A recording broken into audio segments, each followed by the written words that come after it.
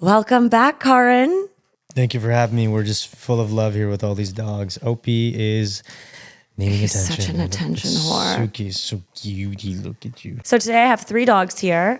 We have Suki, Charlie, and Opie, my parents' dog. So hopefully the dogs are not going to interrupt us too much while we record. And Karn very kindly is coming over before we both go out tonight, hence being all dressed up. I always dress like this. I mean, you're always... I'm kidding. You're dressed so well all the time. I like sweats. Nah, you're always dressed so well. I, on the other hand, am always in like a baggy sweater when I record and leggings. I'm never dressed up ever.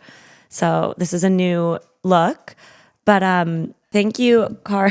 Thanks for having me. If you want, you can just put it on your lap. Come here. I want to, but I didn't know what she was doing. And then this dog wants attention. Okay, you better be chill, Suki. If you're up here, you chill. No, you can't sit up here. You're too big. Okay, we're back. Yes, Karn, thank you for coming to do this last minute recording with me. It's a little bit of a clusterfuck. I know that. I did prep some really fun stories for you. Wicked. Before we dive into it, firstly, welcome back to Overheard Online. To anyone who has found their way here and continues to tune in, thank you so much. It is so lovely to have you guys. Still can't believe how many of you guys are tuning in all the time. It is wild. And I am so excited to have a co-host here today, or a guest. Co-hosting guest is also sponsored by Diet Coke. Free Diet Coke. Are we allowed to say it's sponsored when it's not sponsored? Fuck it. It's going to happen. If anything, they're going to give you free Diet Coke. And then I would love that. I hope so. It's the best drink in the world. But before we dive in, Karn, has anything happened? Has anything like popped into your head since we last spoke? And you're like, damn, I need to like bookmark this for the podcast? In terms of what specifically we're talking about in the, I don't want to say negative, but darker ways. No. I have been watching a lot of, because October is my favorite month and I love Halloween, I always watch scary, fucked up shit.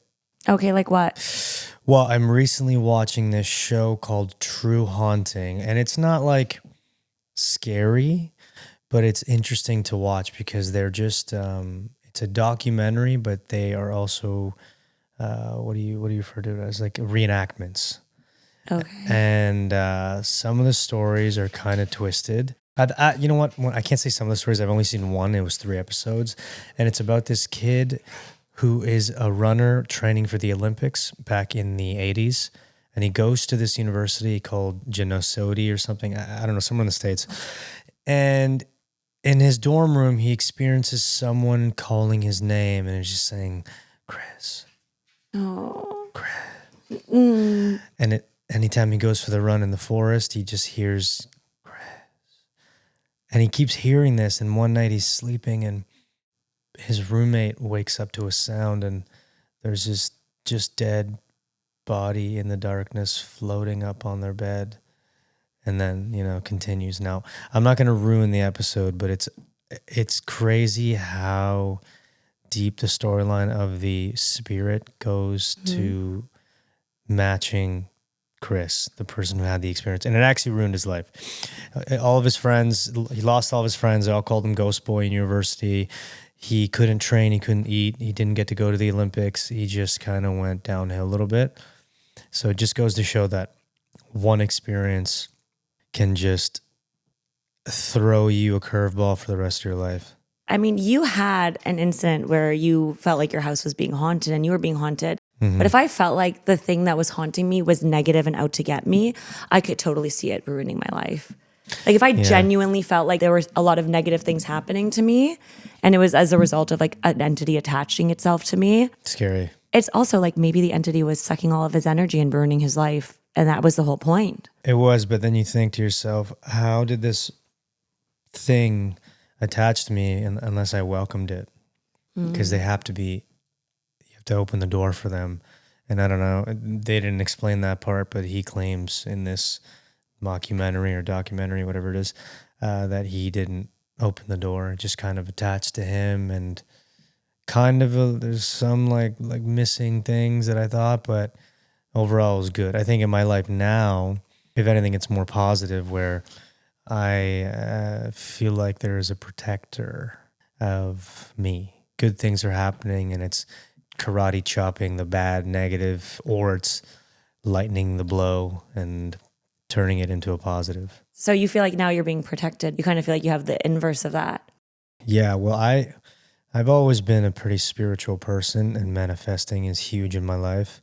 But now more than ever, it's felt like there's an extra layer. It's just kind of like, and people say that maybe you've experienced this, maybe not, where it's like when something good happens, it's just like the floodgates are open and things are happening like nonstop, and the bad becomes so minuscule that you just ride over it. Whereas before I was having so much, I don't want to say negative because I feel like that's the wrong word. Roadblocks. Yeah, roadblocks, a lot of learning curves, and it's like, God damn it. When am I going to just move forward 10 steps and not move forward one step and back 10 steps? So yeah, that's why I think it's the opposite. I feel like we all have these like quests or things that we're supposed to do or things that are available to us. And the universe is constantly conspiring to send us in that direction. And when we're in that groove, it sends us little like nods to let us know that like you're on the right path. Yeah. And when you deviate from the path you're supposed to be on, it'll throw everything at you to course correct. Yeah.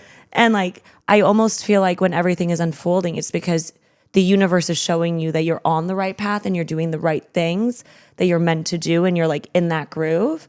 And when one after another negative things keep happening, it's like, no, you're not course correcting. We're trying to course correct you and you're not listening to us. You're not being intuitive. You need to like sit down and meditate and like get back into the flow of like listening to your subconscious because you're not listening to us. Well, that's good. I like that you said that because that's how I've recognized it as just surrendering. It's like you're going down a water slide and you're not going to control that. You're just going to slide. And wherever it takes you is where it's going to take you. And that's kind of how I feel. I'm just flowing. I almost feel like you're following what seems right and what comes towards you, and you're open to looking for those things. So when those things do present themselves, you're like, oh, universe wants me to do that. Cool. Or like, this is working. Like, this is something, an experience that I should be having.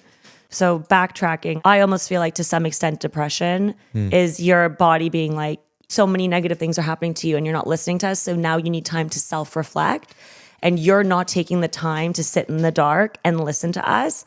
You're shutting us out even more and you're going deeper and deeper until you sit down and listen to us. And I think that instead of seeing it that way, we're like, oh, we need to medicate. And we like take it a step farther of ignoring our body and ignoring what the universe is trying to tell us. Yeah. And we like try to mute it even more rather than just listening to our bodies. And when you're on the right path, everything seems to start to work out in a really weird way. You end up with like the weirdest coincidences and synchronicities and things that start to happen. And you're like, that can't be a coincidence. Law of attraction. Yeah. You really got to feel it. It's just divine timing. But without further ado, we can get into the stories because I know we are in a bit of a time crunch. Unfortunately, today I am busy man, but I'm always loving this because it makes me more comfortable because I'm not comfortable in front of the camera as much as I like to think I am. But when it comes to acting, that feels different. But doing this type of stuff, I get nervous. I feel like that's so crazy. I know. Well, because acting is, I don't feel or see the cameras. I'm just doing. Aren't there so many cameras when you're acting? Like, I feel like we have conversations like this all the time. We're just putting a microphone in front of us. Well, this seems more grand than acting to me because, you have microphones and things like that, but it's more or less hidden. And the atmosphere is built to make you feel like you're just living, not living a lie, but you are pretending. And this isn't pretend. What we're talking about, this is having genuine conversation. So I guess vulnerability in different ways. As an actor, you're vulnerable, as in it's pulling from places that you don't share with people. You're just sharing it into your art. Nobody knows if it's true or not. And here it's coming from clearly you. That's true. So there's true. a difference for me and I'm okay with being vulnerable, but it's just like a single camera, 2 mics. It's different. But that's why I'm practicing. You're killing it. Well, thank you. So, short little break to deal with the dogs who started barking again. But for those who don't know, Karn is an actor. I am. I try. I am. He's a great actor, incredible. And she's boosting my ego. it doesn't need any boosting. You kill it. No, that's nice. And very kindly come and then donate some of your time to me and helping me out here, which is so lovely. Of course, supporting friends. I love doing that. Without further ado, we will start with our first story that I prepped for you. And because we had decided to this last minute, I did pull them last minute yesterday and I was half asleep. So these might be wild stories. No, but I mean like these might be insanely wild stories. Okay. Usually I have like more time to go over it and like question myself. That's okay.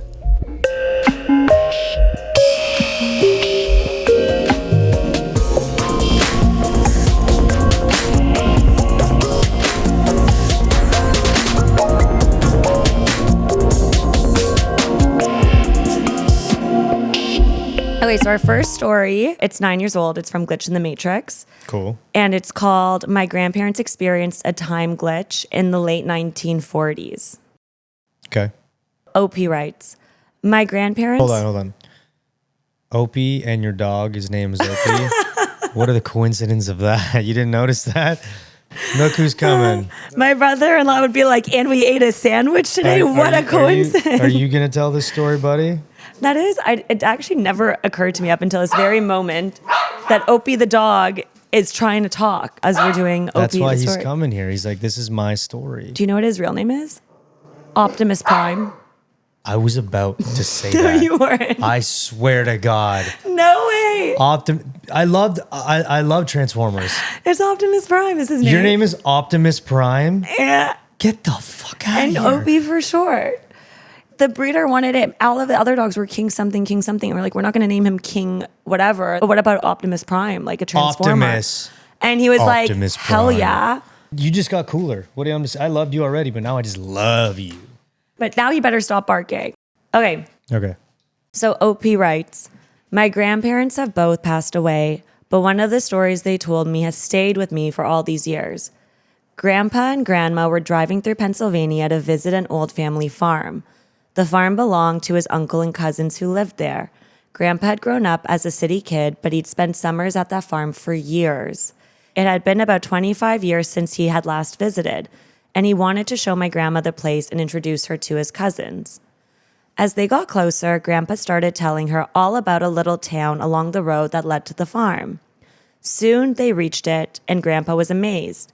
The town looked exactly the same as he had always remembered it looking. Towards the end of the town, they saw a hotel that was on fire. The road was blocked by firemen using an old-fashioned fire wagon, a water tank pulled by horses. They thought it was strange, but figured it was just life in rural Pennsylvania. Eventually, the fire wagon moved and they continued on. When they reached the farm and greeted Grandpa's uncles and cousins, they shared the news about the hotel fire. Grandpa even suggested that everyone go down to see if there was anything they could do to help. But the relatives looked shaken. That's when one of the cousins told him there wasn't a town there anymore. About 20 years earlier, that same hotel had burnt down, and the fire had spread through most of the main street. The businesses were destroyed, people moved away, and only the family remained in that area. Grandpa and Grandma couldn't believe it. They had just seen the town, and they had just seen the fire. They had even smelt the smoke. Grandpa, Grandma, and some of the cousins got back in the car and drove the same route they had taken earlier. But the town was gone. The only thing that remained were burnt out shells of a few of the old buildings. Is that it? Yeah. Oh, okay. We have an update. Oh, sorry. We do have an update, but I first want your reaction. Well, I feel like I'm on a cliffhanger. I want to know. Yeah, you kind of are. With some of these stories, the people who experience them are on a cliffhanger for the rest of their lives. Okay, so you said 2 elderly people experienced this on their way to visit their grandkids? Or A couple. children? A couple. Yeah. A young couple? No, he said they hadn't been back in 20 years. So I assume that they were married. It must have been when they were at least in their 30s, 40s. They said it was they had since passed, but they said the 1940s. But what year is the story in? They just said that they told them the story, but it doesn't say. Because it was 20 years before. That's when the It town says was on fire. 25 years since he had last visited. And at some point in that 25 years, the town had that issue. Interesting. So they're going back 25 years later Yeah. to visit this farm that he spent his summers at to meet the cousins and hang out. And as they're driving by, he sees this town. He's like, oh my God, the town that I always drove by. And he looks and there's a hotel fire and there's a wagon, but they don't get out of the car. They continue on and they're like, let's go back and maybe see if we can help. And everyone looked shocked because there was a fire. The whole town ended up burning down basically, or a bunch of businesses did. And that was years prior. There was no town anymore. I guess there's delusion, obviously, to not know what happened and then experience it as if it's currently happening. Mm-hmm. No, they don't say if this person was medicated at all. Well, it's two of them. If either of them were medicated. Both of them having a joint hallucination of something that really happened, but years earlier that they didn't know about. I mean, yes, maybe, but like... Yeah, but that's not as interesting. It's possible. So the idea is that they were in you said a time loop? Is that what you called it? What'd you refer to it as? So a time loop would be an example of... So this time around, I was a little bit more prepped. I like went through the stories and tried to pull themes. Okay. And so we have like time abnormalities or time loops where people basically the idea that they traveled through a moment in the past somehow. So they basically drove through the past. It's like they witnessed an event out of chronological order. Or it's the multiverse where they jumped to the next. Does that make sense? So there is that... I know I've talked about it before, but there is the idea that all time exists all at once. The idea that time is a dimension, I believe. So the past and the present and the future all exist at the same time. Mm-hmm. And if that were true, then this would be like you drove through space and somehow there was a glitch or the veil broke and you accidentally drove through something that was out of chronological order. Yeah. Like maybe the energy of this event was so massive that it created a tear in whatever separates the time. Like whatever separates time in that space. Yeah, I'm wondering if there's anything more recent that's happened. Not in the same place, but to someone else. I mean, it happens. There's stories like this all the time. Like, yeah, people are just hitting up different dimensions and coming back and like, I don't know. I would like to experience that. Not be stuck there, but, and then to have some sort of... It's not like I have to prove to anybody, like, oh, this is actually what happened. But these two people are probably like, what the fuck happened? Mm-hmm.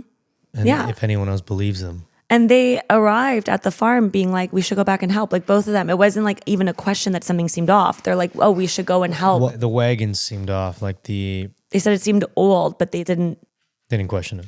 Yeah. Looking back, it seemed old. But like in the moment, it wasn't like they looked at each other like, did you see that? Did you see that? That's weird. They drove by and then they're like, we should go back and help them. I think I would find it weird where I see a visibly old fire truck because it's very different. But do you think that your brain would automatically go to it's from the past? Or do you think your brain would just like assume that maybe they were out of fire trucks?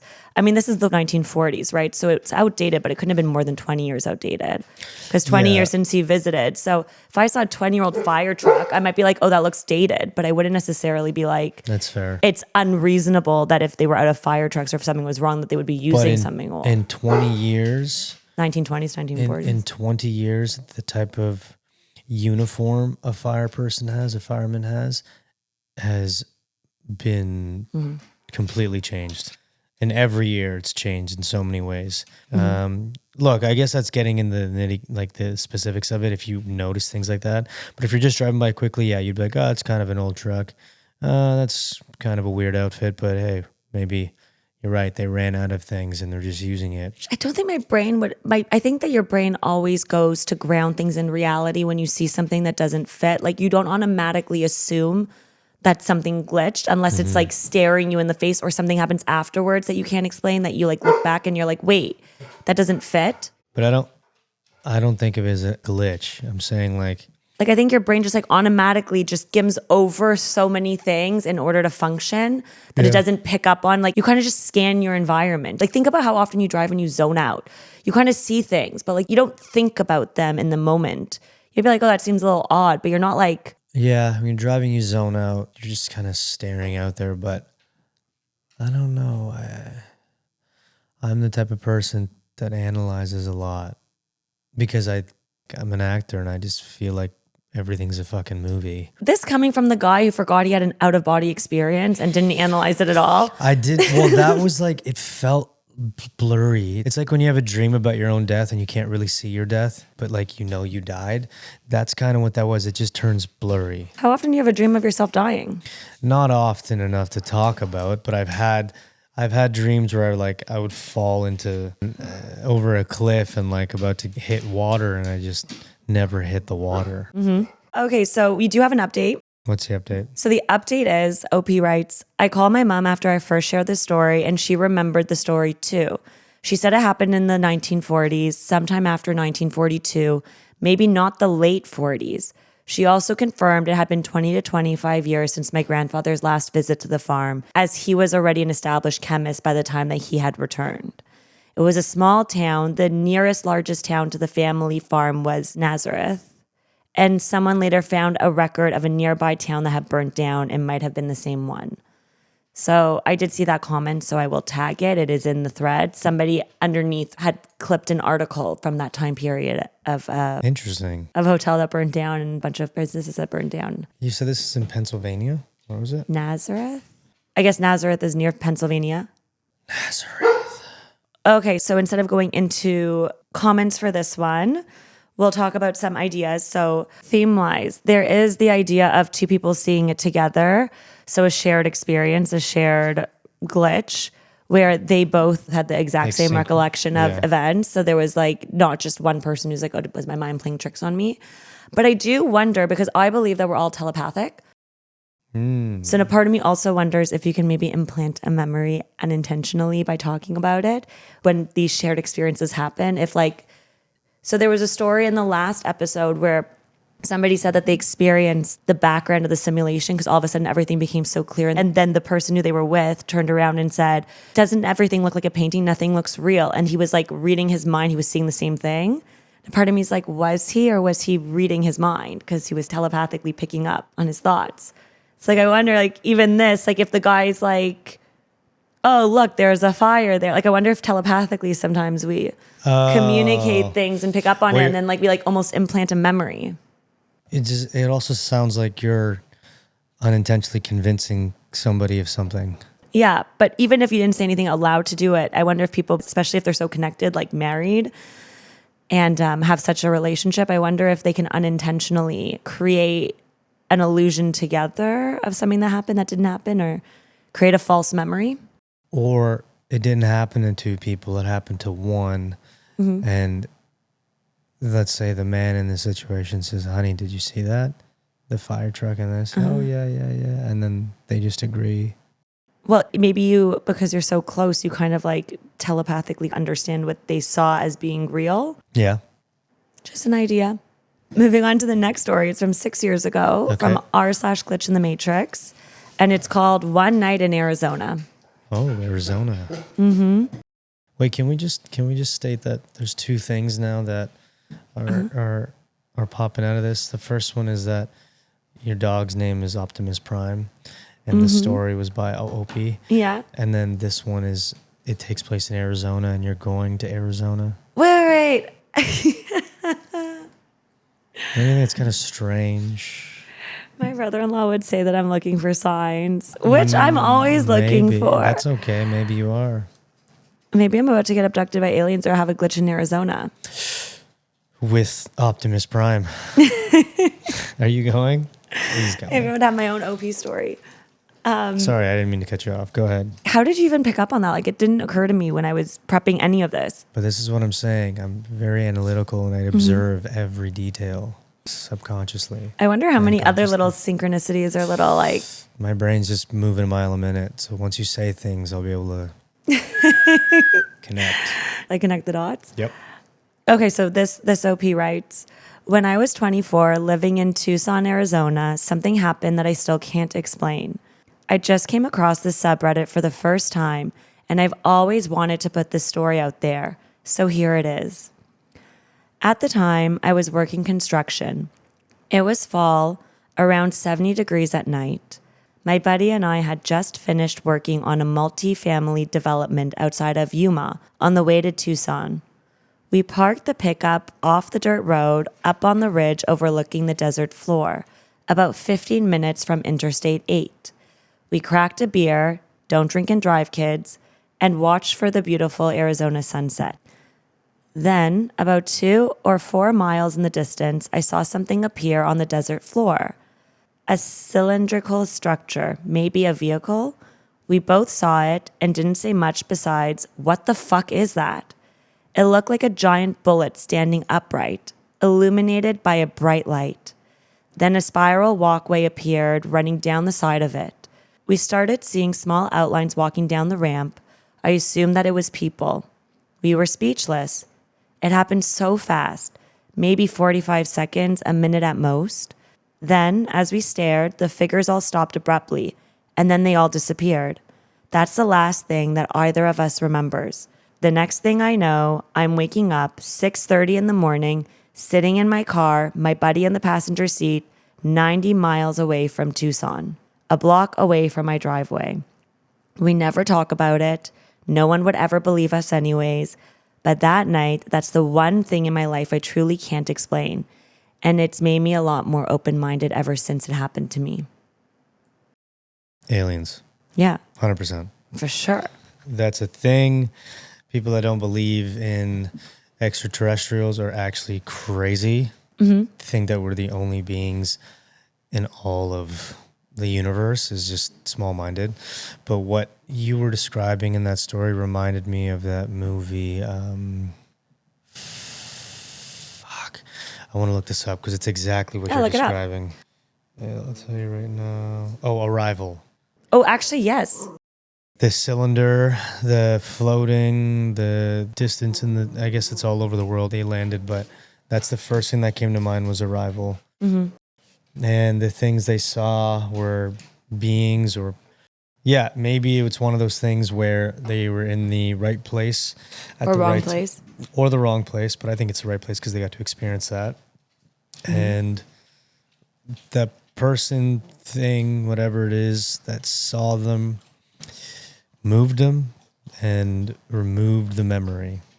Okay, hear me out. So firstly, I think that there's two kinds of alien visits or encounters. Yeah. I think some are interdimensional, where they come from different dimensions in the form of like an out-of-body experience where you can interact with them, where they pull your spirit or your consciousness out of your body and interact with you when you're in your, there's a term for it, when you're in your out-of-body experience. I know what you're saying. I just don't know what it's called. Astral field, when you're in your astral body. They'll like interact with you when you're in your astral body. And then I think that then there's people who like tether into the universe to have a physical interaction with you for some reason. Like they want to physically interact with humans. And I think that they're different, but both are like different kinds of visits. And I think that they're not non-intentional. I think that they're targeted. I don't think that they just randomly are like, oh my God, human, human, human. I feel like they choose people to abduct for a reason. Yeah. You could maybe seek them out in the astral body, but when it comes to the actual like physical abductions, I don't think that they're just randomly choosing people. There must be people with a purpose that they're going after for whatever reason. It feels like when people have these experiences of extraterrestrials or, aliens, as people say, it's never in busy places. It's never in busy cities. It's always in farmland. It's always in emptiness of like Arizona or... And see with like the army or whatever. Yeah. It's always places where, because they But don't they still want to will be seen. choose. I imagine that there's like at least 30,000 people that they could choose from in Arizona in this area, or like 10,000. And they chose specific people. I don't think it's random. I don't think that they're just like, oh, this person's by themselves. We're going to potentially be seen now. I think that they choose people that they know will be useful and beneficial. Yeah. They can read our bodies and minds and our energy. Or they track us. Or that, which is... They track us. They know. Crazy. Their tech is way above ours. You think that they can't like figure out who's who? No, they 100%. Yeah. That would be a crazy experience to see. I don't want to say that I want to experience it, but... I'd be down to experience interacting with an alien interdimensionally, I think is the word, when it's in an out-of-body experience or in like a remote viewing capacity, when you're like still physically in your bed, but your consciousness is interacting. I'd be down for that. But the physical aspect of physically being abducted, that would scare me. Yeah, well, I don't think you'd be able to I think the whole thing where you wake up in a panic and you don't know what happened is what's scary, because you're not actually going to remember the abduction. You're going to remember the beginning, and then you're back. And then you know something happened, but you can't figure out what it was. And you just wake up 90 miles away. Yeah, That's wild. It's the unknown, and it's just unexplainable. Crazy stuff. I would want to experience not that, but to see something from a distance. I don't want to experience being abducted. That scares the shit out of me. Two of them that experienced it together, which is also wild. Again, it's not one person. It's two of them that experienced it at the same time. So there's like somebody who can confirm that it happened. I did pull a couple of comments for this one from the story. So we'll start with our first commenter. They write, one night driving home from Vegas on the I-10 towards Tucson with my family around 9:30 p.m. just outside of Casa Grande, we had a really strange experience with what we think might have been a UFO. Anyone who's driven that stretch at night knows how dark it is. Miles of empty highway with just a few cars in either direction. Out of nowhere, something flew, and I mean flew, super fast and incredibly low, almost at car level. It cut straight across the highway from one side to the other and then disappeared into a field beside the road. It didn't look like anything we had ever seen before. It almost looked like a small aircraft, but covered completely in lights from the front to the back. It shook all of us up, and apparently we weren't the only ones who saw it. Most of the cars traveling in our direction pulled over, trying to figure out what we had all just witnessed. Okay, so I'm just going to be devil's advocate. That area in Nevada or Las Vegas, there's a lot of military. I was going to say also the tech's for sure way ahead of us. Yeah. Like everything technologically wise that we get is like 20, 30 years behind. And tech compounds. Yeah. That could be a possibility where like it's something with the army, it's something with the military, it's something with the government. Imagine it's like, oh my God, I can't believe you let the UFO run out of gas. And now we were seen by all these people. These lights are supposed to reflect and like they like drop and they're like, fuck, we have to crawl away. And like imagine like it's like kind of like putting your car in neutral in a sense. Like you like go to the bottom and like you're like floating and like you're trying to like scurry away. All these people just saw that. You're like, fuck. That'd be so embarrassing. Fuck it. Like you're the idiots who ran out of like power. But I think that situation is very plausible for that, for what I'm saying. But it's still nice specifically this area of near Vegas and not Arizona. Why Vegas and not Arizona? There's a lot more military in Vegas. How do you know that? I think I just read stuff. Look up where's Area 51? Where is that? Okay, let's see. I'm curious now. Because the military and the government do a lot of testing in deserts where nobody can get access to. Isn't Arizona a desert? Nevada. So yeah, you're right. So I'm right. Arizona is a desert, yeah. But Nevada has been, for the longest time, military testing, things that you're unaware of, things that anybody's unaware of. And that's why I feel like that it's highly plausible that that's what it was. But it's also nice to believe that it's not, and that's okay. But that specific it could be. State is like known for that. I definitely believe that there's a lot of, I mean, like, for example, with AI, everyone's like, they shouldn't have let it out. The government has for sure had AI working in the background for years. Qubits, what are we up to, like 8 qubits? They didn't release 8 qubits for us to fuck around with unless they were on like 12 or 24 qubits. Like they're processing way faster than anything we have our hands on. Yeah, they're in control. They want to make sure it's usable and then it's user friendly and then it can't be used against them, but even though it can, and then they release it in trinkets and like the technology that they have is 10, 15 years ahead. And technology compounds. So that's like our advances in the last 10 years. Now we'd probably jump in like the next 1 or 2 years. Yeah. So because it's they like, want to control it. They need to have control, which I understand because it'd be so much chaos if we were at the same speed and level as them. Yeah. Because then they aren't at the power seat anymore. Everybody is. Well, also countering, what's the word? Malicious actors would be way harder if everything was just, if they didn't have some control over the tech. Yeah. We do have another comment here that I had pulled. Somebody else wrote, sounds like you might have been a part of an abduction event. My wife and I had something similar happen to us when driving home late one night in the middle of nowhere. We saw an incredibly bright white light up ahead, easily the brightest light either of us had ever seen. And the next thing we knew, we were waking up in the car, pulled off the side of the road 3 hours later. We still have no explanation for what happened to us. They saw a bright light, and the next thing they remember is they were 3 hours away, woke up in their car. I wonder if that could be even a timeline jump. Like, I wonder if something happened in that timeline and then they woke up on the side of the road, like a version where they just like, What do you mean? like quantum immortality jumping timelines. Like the big white light, what if it was a truck hit them? And then they woke up on the side of the highway? Because quantum immortality, have we been through this before? It's the idea that... I think you told me about this last time. Something about that white car, that white van. Oh, I had an experience that like was this. I you. lose 3. Yeah, I remembered a different accent than when I woke up in. But like, there's tons of stories of people who like die or remember dying or see like a bright light, and then they wake up in like a different accent or a different place in the place that they remember spatially.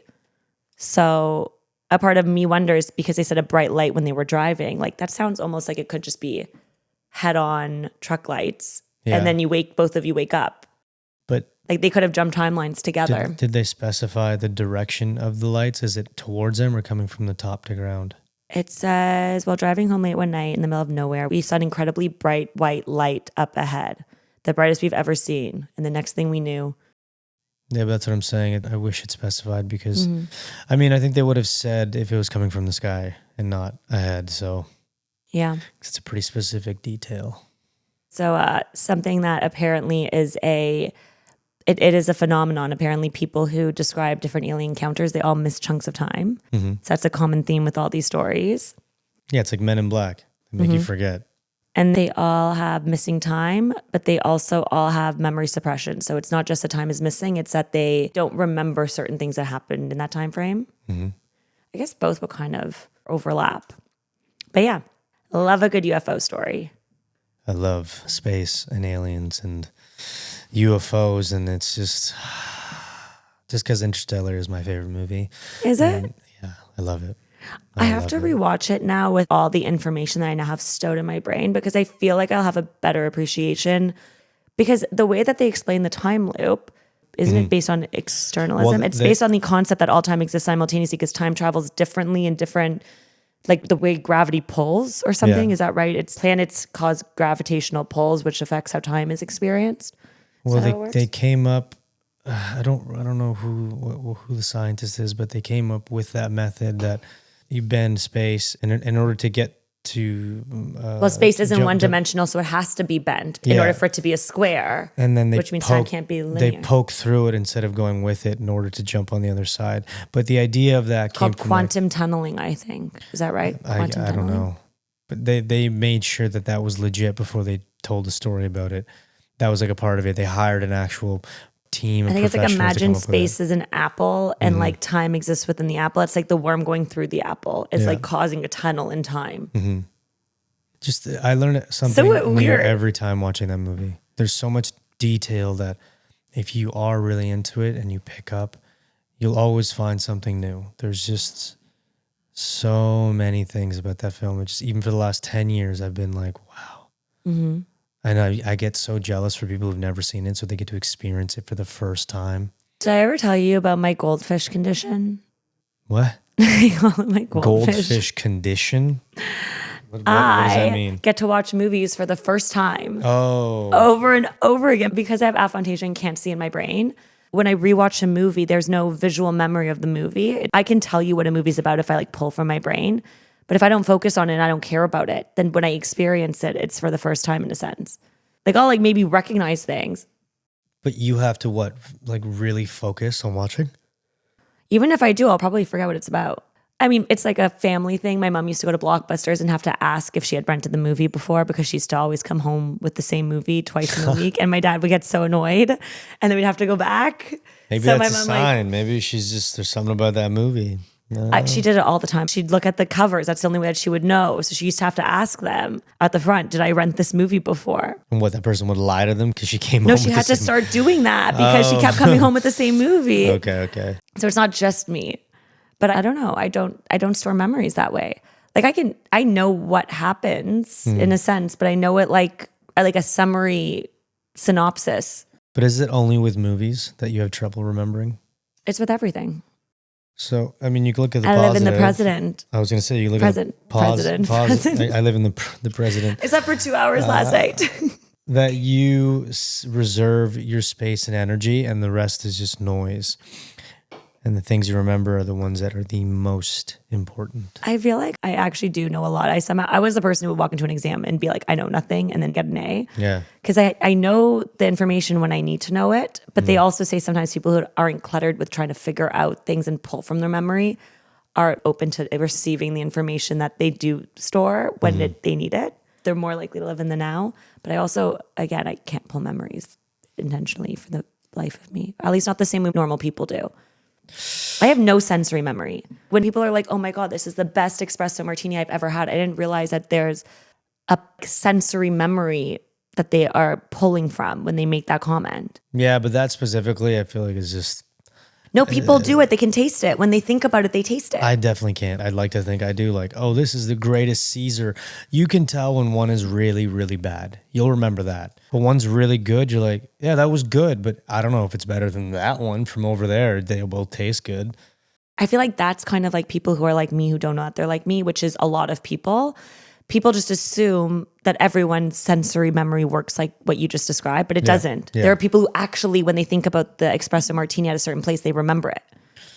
They like literally remember what it tastes like. They can mentally cross compare it. I think I could do that with food, not drinks. Food. I can't do it with anything. Yeah, that kind of sucks. Nothing. No visual memories, no smells, You're no like taste. a blank canvas every time. I have a blessing and a curse. If I decide to cut somebody out of my life, like if I unfollow them on Instagram, I literally cannot pull them out of a crowd. That's great. It's easy I will forget about, I will not forget about them. I'll know who they are, but like my brain will no longer associate who they are with being able to scan for them in a room because I don't see in my brain. Yeah. Like if I walked past an ex, I might walk past them. Yeah, and they think you're just ignoring them.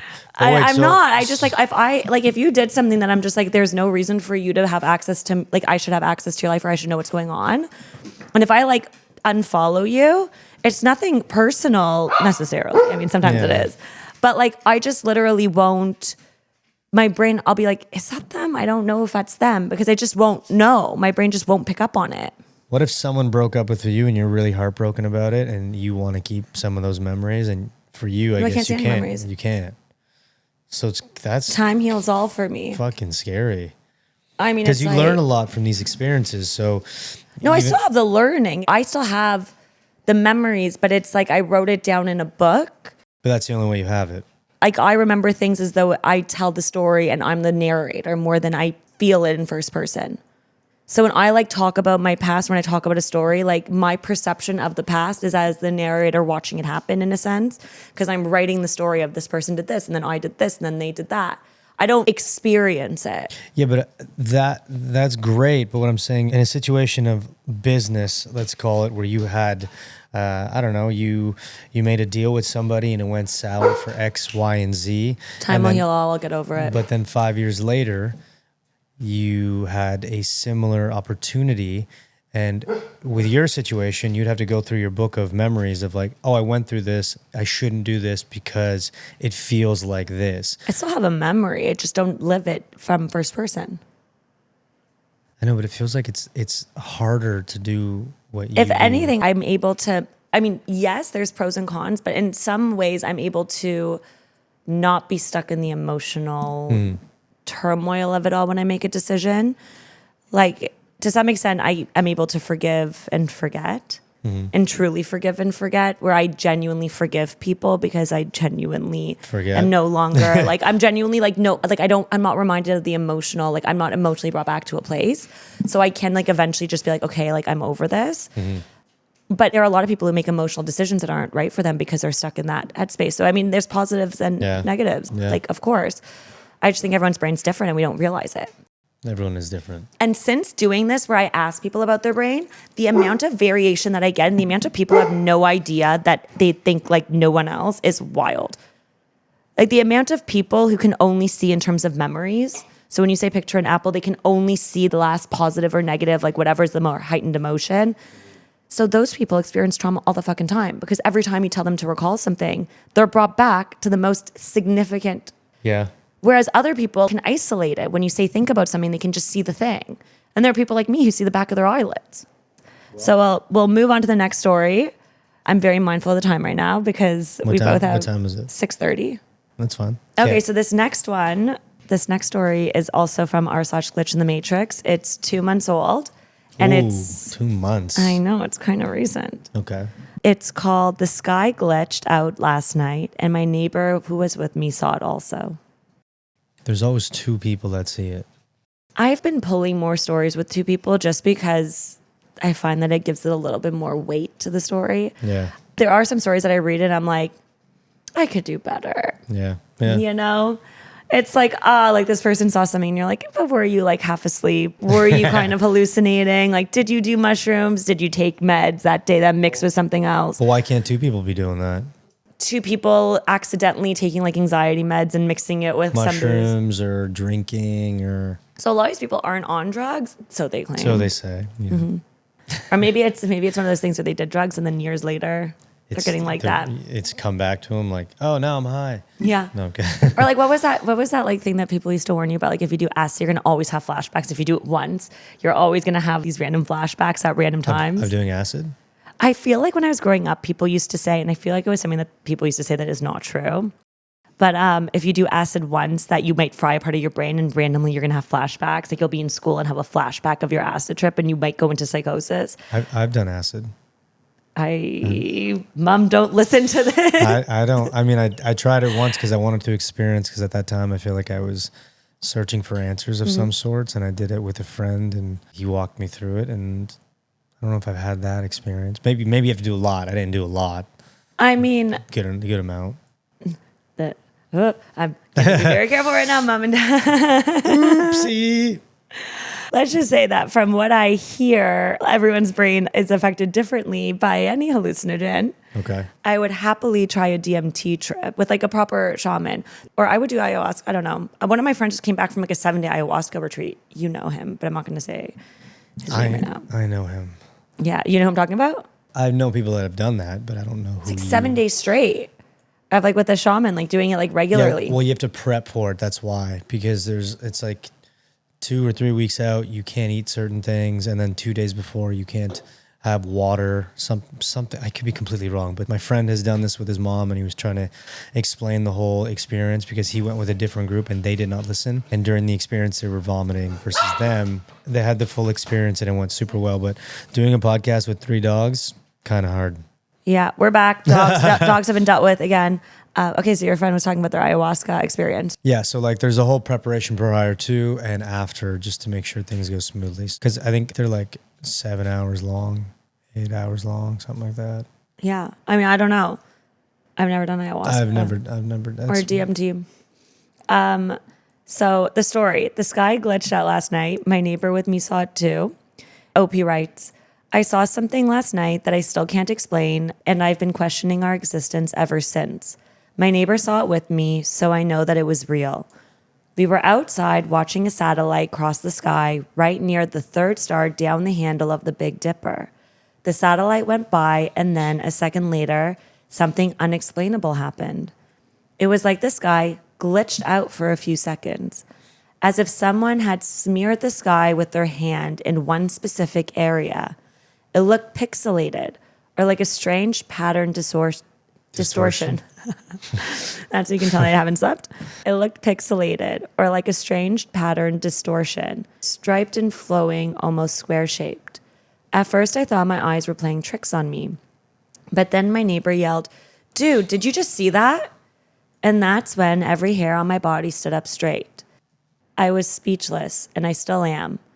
Are we in a created world? Is this a simulation? What the hell did I just experience? I can't wrap my head around what we saw last night. That's why I'm here, hoping somebody can help me understand what it was.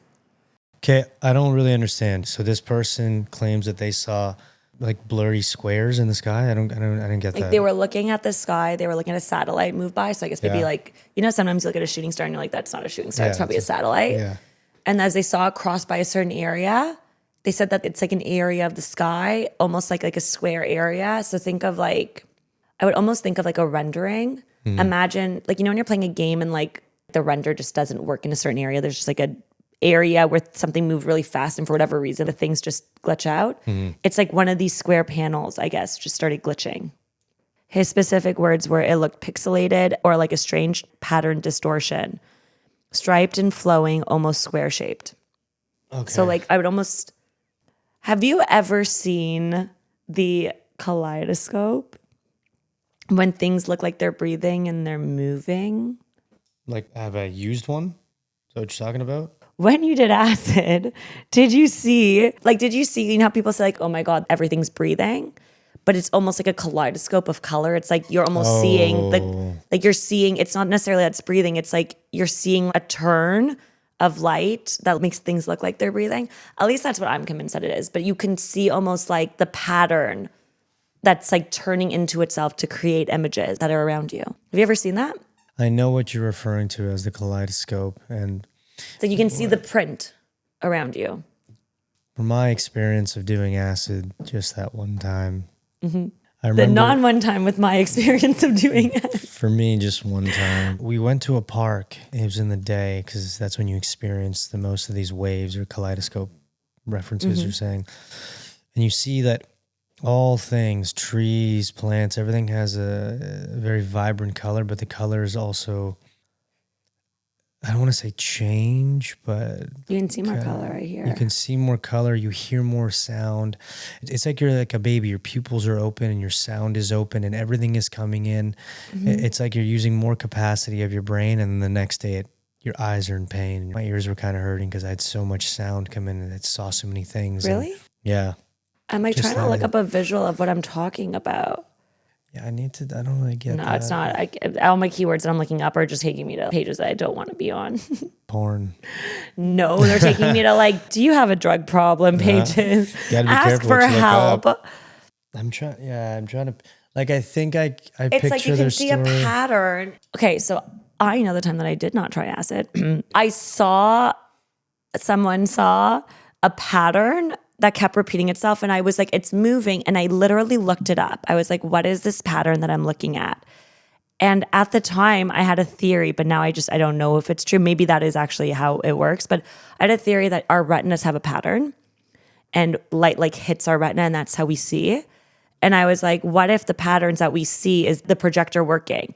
Like our retina is picking up on the light that shows us what we're seeing. There might be other things around us, but like on acid, you were able to see the actual light reflect off in the pattern, which was creating our reality.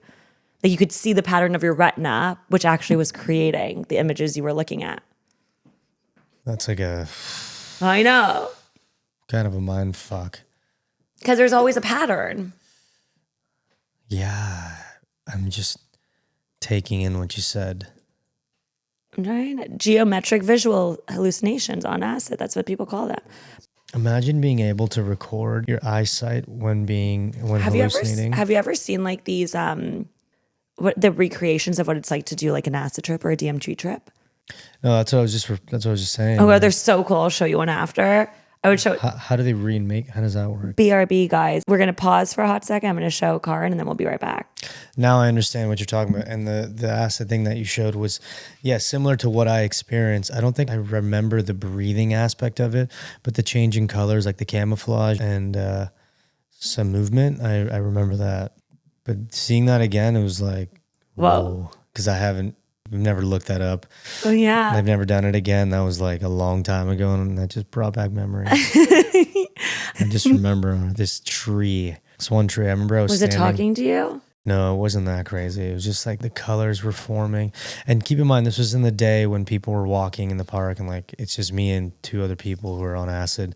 And we go to this river where you can kind of stand in the middle because it's very, very shallow. And we're kneeled down, taking in the sound of the water, of the birds, of the trees. And it's just, it doesn't feel real. It feels like you are a bystander. Like you're kind of like to see behind the simulation. Exactly. It's like you all of a sudden, you could see how everything was being rendered in a sense, and you watched it as though it was art and not real. And you're like, holy shit, nothing is real. Yeah, that's how it feels. In the moment, it's cool, but looking back at it, that's exactly what it is. Yeah. The simulation. And here we are in a simulation. Interesting. So comments. Our first comment thread. We have a little back and forth here. One commenter writes, I've never done psychedelics, but I've heard a few people say while on acid or mushrooms that they've seen the grid pattern in the sky. Yeah. And then a commenter responds that saying 100% when you're on acid, you can see math or geometric patterns everywhere. That's one of the most common LSD experiences, and they're really vivid and they're all over everything. That's crazy that these things are keys to opening up your eyes to what's behind the surface. Somebody else responds to that thread saying, yep, grids, patterns, fractals, overlaying all surfaces. Whether that's just hallucinations or a mind being open to what's really there, we'll never know in this lifetime. I've seen the grid sober, though. It looked like a curtain in front of me. A glitched sky sounds wild and honestly about right for a simulation or consciousness-created reality. It throws me off when you think that we live in a simulation or like nothing's real and this something's being projected from our mind and we don't know where it's coming from. It's fucked up. I know. The next comment thread, someone writes, one day in 2020, my daughter and I were about to go for a walk. It was probably around 2 p.m. It was spring, a clear sunny day. For some reason, I looked up, and what I saw against the blue sky were countless small triangles. They were perfectly spaced, forming one massive triangle. And as I scanned around, I realized the entire sky was full of them. Triangles made of smaller triangles, uniform in size, shape, and color. They seemed higher than planes, which would make them huge, at least 5 times bigger by my guess. It really freaked me out. And my daughter, who was almost 4 at the time, asked what I was looking at and asked me if I was okay. So I forced myself to stop staring and continued our usual walk. When I got home, I realized I hadn't taken a photo, though honestly, I doubt my phone could have captured it. I looked up again later, but it was all gone. It scared me so much, and I've never found anyone else who had seen anything like it. But now, every time I step outside, I look up. Maybe someday I'll see it again, and this time I'll be ready with the camera, or at least another witness who isn't a toddler. Yeah, I'm curious if any of these experiences that have happened, if other people have experienced it throughout the world and saw it at the same time and they've connected, or it's just those 2 or 1 or 3 people. But I have to say, I think that if there's something that's like glitching, I don't know if it's physical or if it's your eye is all of a sudden, like for whatever reason. Like I've read this before. I wonder if it was last week somebody had written in a comment. Somebody had described it as almost like being a record. And you know how when you get into a groove, it's clean. And then sometimes like if you get out of the groove, it scratches a little bit. Or like if things are a little scratchy, you'll kind of hear it. That people individually are the needles. And they're all in their individual grooves. And so like oftentimes it's just them who kind of sees the glitch, not everyone around them. Which is why it's interesting when it happens to 2 people. It's almost like if it is a simulation and we are the observer and we're the one who is projecting our reality, then why would somebody else see it? They're projecting their own reality. Yeah. So some of the time it would just be our needle not being sharp, not necessarily the record being scratched. Does that make sense? Yeah. It could be something wrong with the needle or something wrong with the record. I'm just processing. I'm like a visual learner. So I see it. You're like closing your eyes. I dig it. I need to see it. I need to see it because like there's so many things that are moving and my brain has so many thoughts and I'm just like, I need to close my process. eyes. You can always go back. You can be like, wait, I have a thought about the thing we talked about a couple of stories ago and we'll revisit. Also, a lot of these have overlapping themes, so it's all good. Yeah, they do. So somebody else, another commenter writes, I was driving through my neighborhood one afternoon when I glanced left out the driver's window and saw a square pixelated grid about the size of a window just hanging in midair in someone's yard. I did a double take thinking maybe it was sunlight or a reflection, but it was still there. So I drove around the block to check again, and sure enough, it was still there, hovering like an opening suspended in the air. Later that day, when I walked my dogs past the same yard, there was nothing there at all. I remember it vividly. It was like reality had glitched for a moment. Or it's a doorway. I wonder what it was door to, maybe another dimension. Maybe there was like a quantum tunnel Yeah. of time and they accidentally left the door open for a hot second. This person didn't do 2 things. One, they never asked the person who lives there on their yard if they seen that. Or if they're a time traveler. Or that. Or, They weren't like, hey, dude, are you a time traveler? Do you have a machine inside that created a door that allows you to tunnel through like time? you should be sharing that information, you know what I mean? So then we can all time travel with you, but Yeah. okay, it'd be cool. And I'd be way too secondly, scared to time travel after Butterfly Effect, the movie. if I saw something like that, I would want to like at least to understand it, take a video or photo of it to explore and understand what the fuck I'm looking at. But instead they drove around, which is cool. And then they're like, oh, I'll just come back later for a walk with my And then dog. they saw it.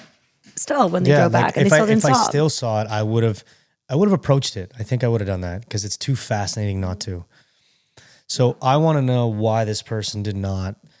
Look, the photo, okay, I get it. But why didn't you approach the house and say, did you see that thing in your yard? I do feel like, though, I mean, you and I talked about this on the last episode. I know it's like fun to be like, oh my God, I would check it out. Yeah. But like, in reality, what would you do? I think now I'd be more open to checking it out. If I didn't know what I know now, I would be really weirded out because what if it is something and you can't come back? Like now I'm a bit more confident. So I feel like there is a lot of intention that goes into it.